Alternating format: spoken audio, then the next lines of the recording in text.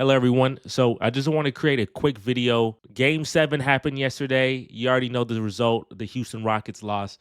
And I just had a quick thing on my mind. I had to do a quick rant. Jalen Green, he got to go. You look at the stats for this whole series and you look at besides game 2, he only scored an average of 9 points, like a little under 10 points a game. It's truly egregious. And I honestly put the blame of us losing the series on Jalen Green. And you probably say, well, Jesse, that's a little too, that's unfair. That's too simple. There's a lot of factors, and I get you. But the big problem is that when your starting shooting guard cannot score more than 10 points, you're not going to win. If you think about it, the fact that we took the Warriors to 7 with our number one scorer averaging under 10 for the majority of the series is amazing.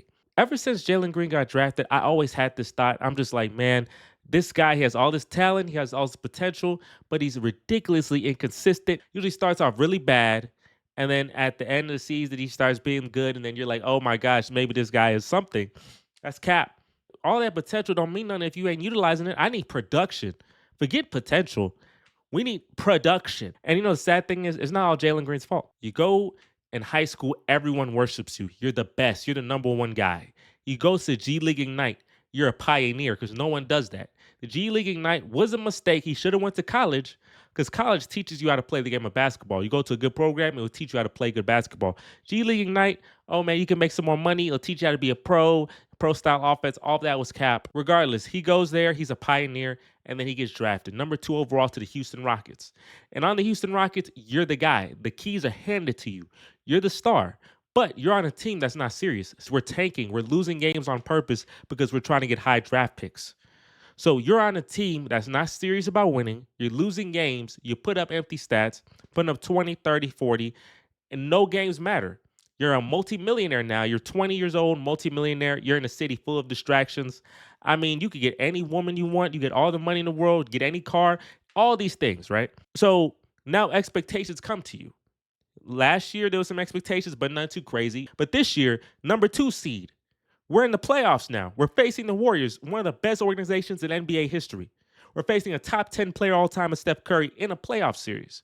It's a game 7 in Houston. Now there's expectations on you. Grew up in this whole NBA system, almost like AAU style. You don't really take it serious. None of us really take it serious. I don't see any progression. I don't see any development. I don't see nothing that Jalen Green was terrible at when he started and now he's great at now. I don't see none of that. And since I don't see any progression, it makes no sense to waste time on this. People say, oh man, we're a young team. He's only 23. He's always this, he's only that. So man, don't blow up nothing, man. You got to grow with the team. Let's grow. Next year, let's run it back. That's cap. And you know why that's cap? Because there's a lot of young teams that have existed and was one-year wonders. Look at the Sacramento Kings. 2 years ago, them boys were hooping. Number 3 seed, they were this and that. And then last 2 years, they haven't been in the playoffs. They fired their coach and fired their best, trade their best player. So you can't think like, yeah, of course, we're just going to progress next year and get better. We may not get better. The Spurs still lurk. They could get better. Don't sit on your hands. Go out and get Kevin Durant. If you got to trade Jalen Green off the team, because Jalen Green, I wanted Evan Mobley. I wanted Kate Cunningham. I was sold on Jalen Green. And now experiment is over. 4 seasons, inconsistent, and he flamed out completely, miserably.